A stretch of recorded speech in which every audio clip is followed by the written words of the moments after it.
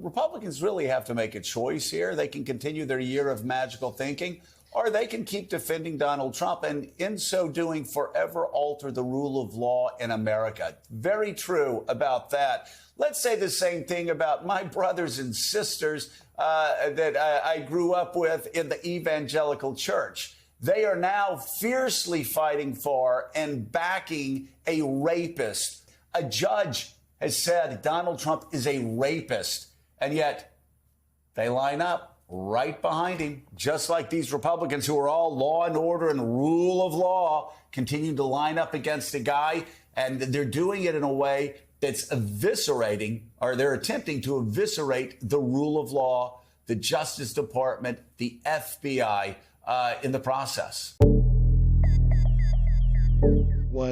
Yes, I am back. I know it's been some time, but as things have opened up and we finally got the Antichrist out of the White House, and yes, I call him Antichrist. I think everything that I've said from before has been borne out. I think we all know, except for those people who If Republicans continue this line of thinking, if they continue their support for Donald Trump, they needn't fool themselves. A second Trump administration would destroy the Department of Justice, would destroy the FBI, would destroy the federal government's rule of law, would destroy judicial independence. It would destroy the third branch of America's government. It would rip to shreds Madisonian democracy. They need to understand what they're doing, and perhaps they do. I'm just trying to figure out what is so important about this former reality TV host that they're willing to literally throw away Madisonian democracy to defend him. Morning Joe can't understand why his brethren would be making this choice. But again, he's saying Republicans and not giving a true context of the people we're talking about, because we're talking here more cultural, a cultural sense of things, a mindset, if you will. And so this mindset of these people who would be willing to get rid of ethics, the rule of law, morality, all of the norms that would hold a society together. Why would they be willing to get rid of it? Again, we've seen this before throughout the history of America. And if we can remember back that in the Civil War, these people who had this same mindset were willing to throw away America. They literally went to war to separate from the Constitution and the Bill of Rights so that they could hold on to their racism. And again, let's make it clear what we mean by racism. By racism, we don't mean simply hatred of another people. We mean a system of inequity.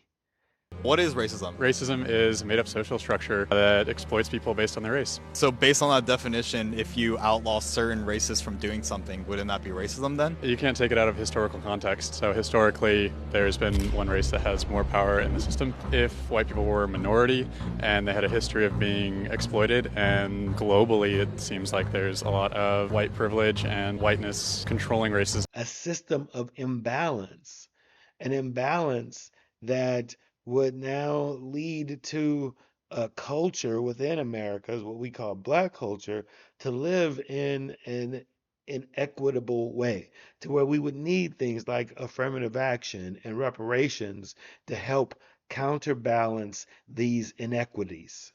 You have people like a Clarence Thomas, you have the people like the evangelicals and the other conservatives of today. To merely call them Republicans is a misnomer, because today's Republicans will point out something and say that it was the Democrats who created Jim Crow laws and the Ku Klux Klan. And that's all true. But These Democrats, if you go back in time, called themselves conservative Democrats. And the Republicans that basically went to war to end slavery called themselves liberal Republicans. And so today there's conservative Republicans and liberal Democrats. Greed and selfishness is becoming the American way. And the spiritual teachings that would give someone a moral center is being abandoned,